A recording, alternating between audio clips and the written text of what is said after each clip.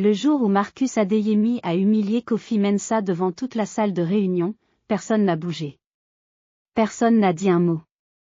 23 personnes assises autour d'une table, et le silence le plus lourd que vous ayez jamais entendu. Kofi avait juste fait une erreur dans un tableau Excel. Une ligne mal calculée. Le genre d'erreur que tout le monde fait un lundi matin. Mais Marcus, lui, avait décidé que ce lundi serait différent. C'est quoi ça? Marcus avait posé le rapport sur la table. Pas doucement. Il l'avait lancé. Les feuilles avaient glissé jusqu'au bord, certaines étaient tombées par terre. Kofi s'était levé pour les ramasser. Laisse ça. Réponds-moi. C'est quoi ce travail? Kofi avait 34 ans. Il travaillait chez Apex Solutions depuis 6 ans. 6 ans sans un seul avertissement, sans un seul retard, sans un seul client mécontent. Il connaissait ses dossiers mieux que quiconque dans cette pièce. Mais là, debout face à Marcus, il ne savait plus quoi dire. Il y a une erreur dans les projections du 3e trimestre, Une erreur. Marcus avait répété le mot comme si c'était une insulte. Tu appelles ça une erreur? Tu m'as présenté des chiffres faux à des investisseurs. Des investisseurs, Kofi. Pas des stagiaires. Des gens qui ont mis de l'argent réel sur la table. Les chiffres du rapport principal sont corrects. C'est une annexe qui. Je m'en fiche de l'annexe. Tu sais ce que tu es? La salle avait retenu son souffle. Tu es un incompétent. Un incompétent qui a eu de la chance pendant 6 ans. Et aujourd'hui, ta chance s'est arrêtée. Silence total. Même l'air conditionné semblait s'être tu. Kofi n'avait pas répondu. Il avait regardé Marcus droit dans les yeux pendant 3 secondes. Puis il avait ramassé son stylo, son carnet, et il était sorti de la salle. Pas en courant. Pas en claquant la porte. Il était sorti calmement, comme quelqu'un qui sait exactement où il va. Ce que Marcus ne savait pas, c'est que 3 personnes dans cette salle avaient filmé la scène avec leur téléphone. Et que l'une d'elles allait envoyer la vidéo à quelqu'un en dehors de l'entreprise avant la fin de la journée. Mais on y reviendra. Marcus Adeyemi avait 41 ans et il dirigeait la division commerciale d'Apex Solutions depuis 4 ans. Il avait la réputation d'être brillant. Il avait aussi la réputation d'être brutal. Pour lui, les deux allaient ensemble. Il aimait les résultats. Il n'aimait pas les excuses. Et il n'aimait pas non plus les gens qui, selon lui, se contentaient du minimum. Kofi, dans son esprit, faisait partie de cette catégorie. Pas parce que les chiffres le montraient. Les chiffres, au contraire, montraient quelqu'un de solide, régulier, fiable. Mais Marcus n'aimait pas la façon dont Kofi se comportait. Trop calme. Trop posé. Trop peu impressionné par les grands discours. Une fois, lors d'une réunion stratégique, Marcus avait présenté une nouvelle approche commerciale qu'il avait préparée pendant des semaines. Tout le monde avait applaudi. Kofi avait levé la main et dit, « J'ai une question sur la faisabilité en zone B. » Ce n'était pas une mauvaise question. C'était même une très bonne question. Mais Marcus ne l'avait pas oublié. Les gens qui posent de bonnes questions font peur aux dirigeants fragiles. Après la réunion, Kofi était allé directement aux ressources humaines. Il avait décrit les faits. Sans émotion excessive. Sans dramatiser. Il avait demandé si une procédure existait pour ce type de situation. La RH lui avait répondu que oui, une procédure existait. Qu'elle allait regarder ça. Que ces choses prenaient du temps. Kofi avait hoché la tête. Il avait dit merci. Et il était rentré chez lui. Le soir, il n'avait pas appelé sa femme pour se plaindre. Il n'avait pas publié quoi que ce soit sur les réseaux. Il avait ouvert son ordinateur, mis à jour son CV, et envoyé 3 candidatures. Pas parce qu'il paniquait. Parce qu'il avait compris quelque chose ce matin-là, il était dans une entreprise dirigée par quelqu'un qui ne le respectait pas. Et une entreprise où le patron ne vous respecte pas, ce n'est pas une entreprise où vous pouvez grandir. Il ne cherchait pas à fuir. Il cherchait à construire. Le lendemain, personne dans l'open space n'avait mentionné la scène de la veille. C'est comme ça dans les entreprises. Les humiliations publiques, on les regarde, on les ressent, et ensuite on fait semblant que ça n'a pas existé. Parce que chacun se dit, et si c'était moi la prochaine fois? Mais quelque chose avait changé dans l'air. Difficile à nommer. Une sorte de tension froide. 2 collègues de Kofi, Sadia et Emmanuel, étaient passés à son bureau le matin. Pas pour parler de ce qui s'était passé. Juste pour lui apporter un café. Un geste simple. Mais dans ce contexte, ce geste voulait dire beaucoup. Marcus, lui, était arrivé à 9 heures avec l'air de quelqu'un qui avait bien dormi. Il avait salué son assistante, demandé ses messages, et fermé la porte de son bureau. Comme si la veille n'avait pas eu lieu. C'est ça, le vrai signe du problème, quand quelqu'un vous humilie et dort bien la nuit. La vidéo avait commencé à circuler 2 jours après. D'abord dans un groupe WhatsApp de professionnels du secteur. Ensuite sur LinkedIn, posté par quelqu'un qui ne travaillait pas chez Apex mais qui avait reçu ça d'un contact. La légende était simple, ce manager pense que c'est du management. Regardez bien. En 48 heures, la vidéo avait 40 000 vues. Les commentaires étaient unanimes. Personne ne défendait Marcus. Chez Apex, la direction avait vu la vidéo le 3e jour. Le PDG avait convoqué le directeur des ressources humaines. La conversation avait duré 2 heures. Marcus, lui, ne savait pas encore que la vidéo existait. Il continuait ses réunions, ses décisions, sa routine. Le 4e jour, on lui avait demandé de se présenter dans le bureau du PDG. Il y était allé avec son carnet et ses chiffres du trimestre. Il pensait que c'était une réunion de performance. C'était autre chose. Il y a une vidéo qui circule, avait dit le PDG en posant son téléphone sur le bureau. Elle te met en difficulté. Elle met l'entreprise en difficulté. Marcus avait regardé la vidéo. 30 secondes. Il avait posé le téléphone. Ce n'est pas le contexte complet. Marcus. Je ne suis pas là pour débattre du contexte. Je suis là pour te dire que 3 grands comptes ont déjà appelé pour me demander si cette vidéo était authentique. Et que notre département RH a reçu une plainte formelle de Kofi Mensah il y a 4 jours. 4 jours. Ça voulait dire que Kofi avait fait la démarche le jour même. Et que les RH ne lui en avaient pas parlé. Marcus avait compris à ce moment-là que quelque chose lui avait échappé. Pas la vidéo. Pas la plainte. La façon dont Kofi avait géré tout ça. Sans bruit. Sans éclat. Avec une précision chirurgicale.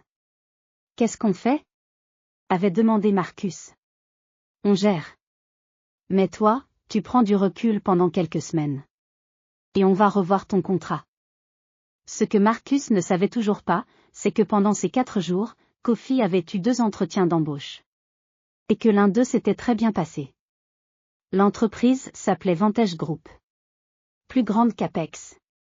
Meilleure réputation.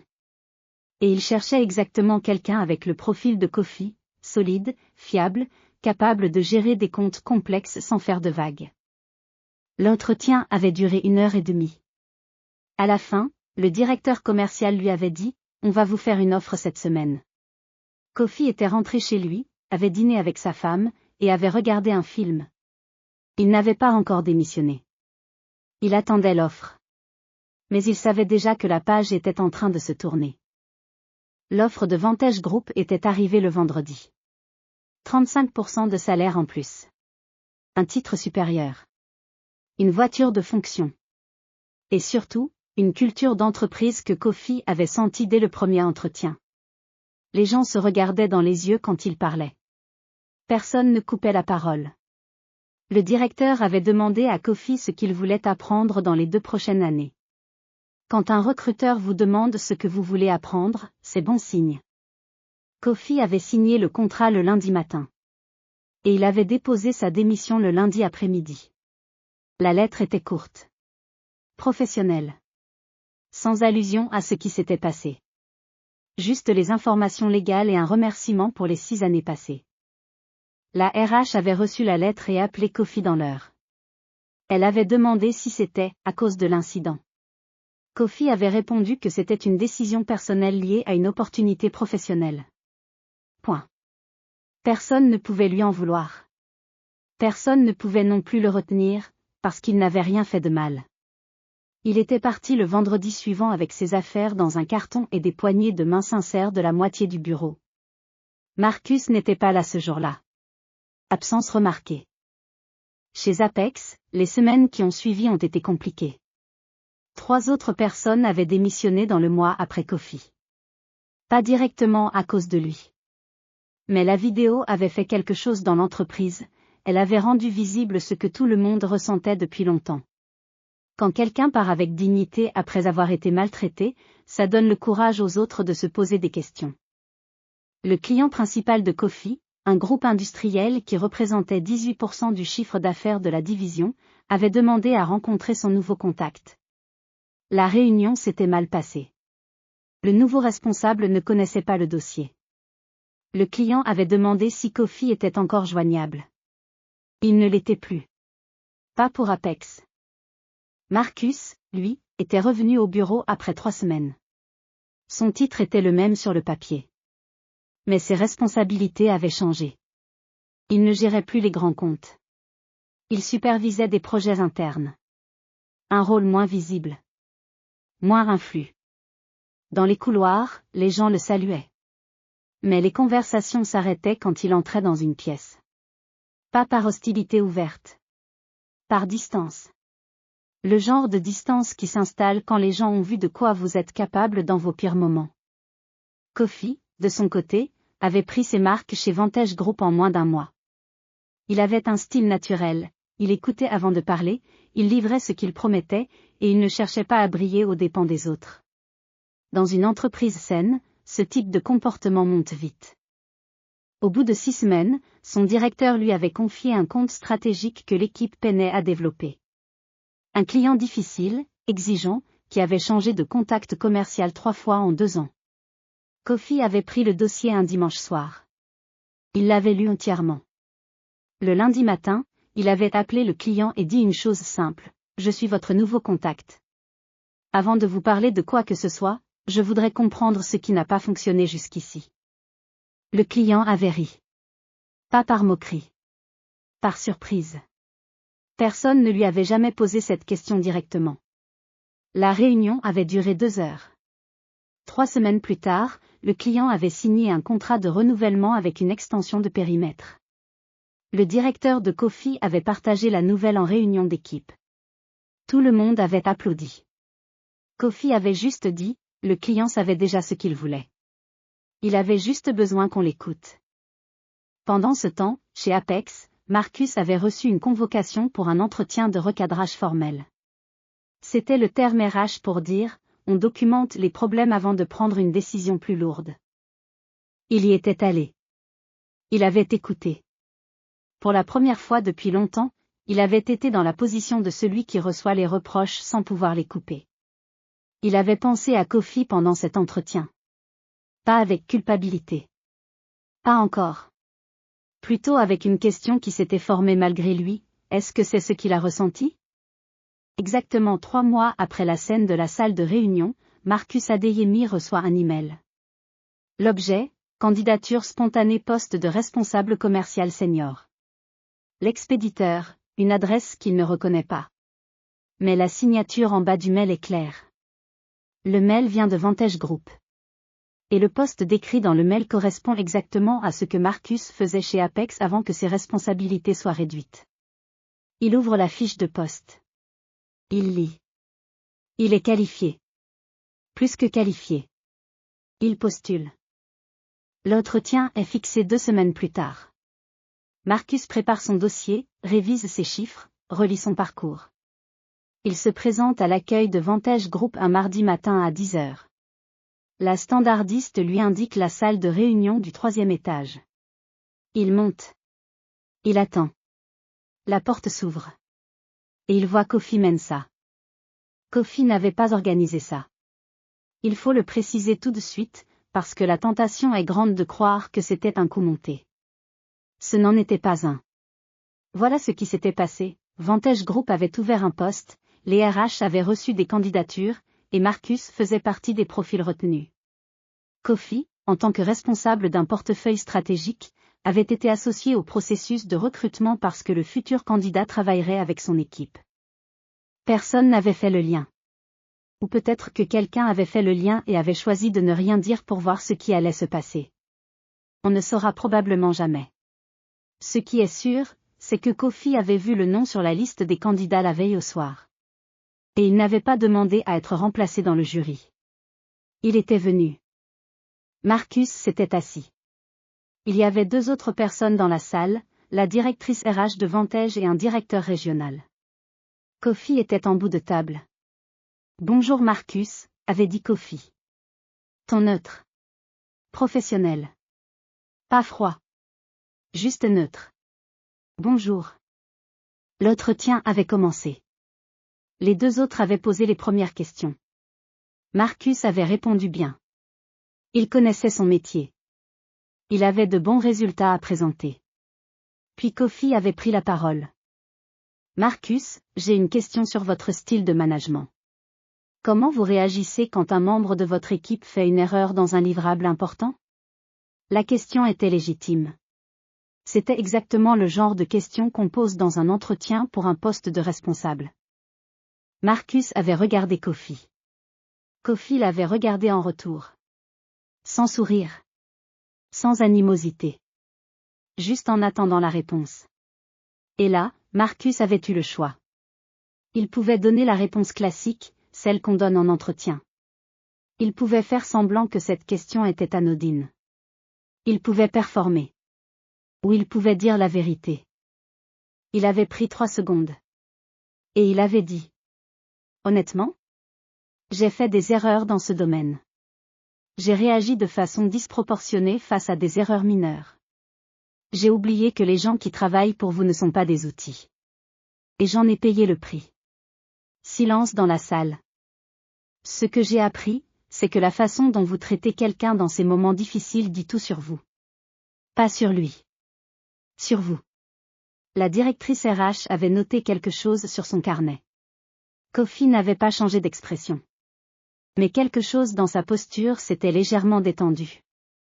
L'entretien s'était terminé 30 minutes plus tard.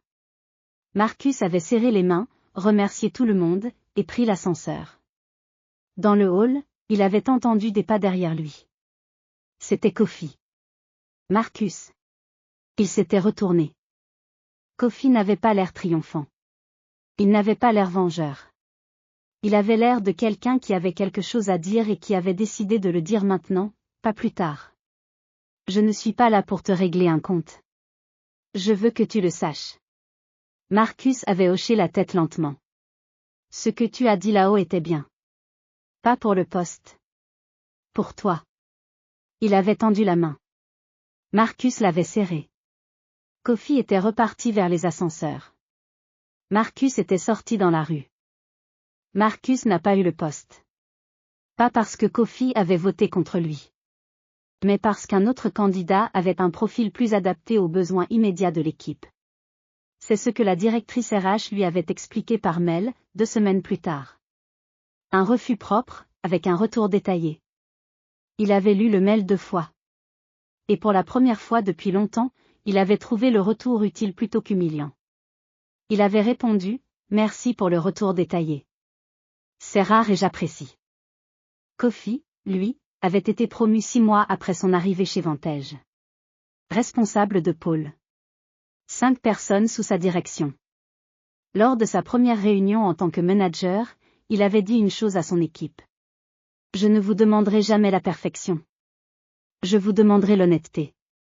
Si vous faites une erreur, dites-le moi avant que ça devienne un problème. On règle ça ensemble.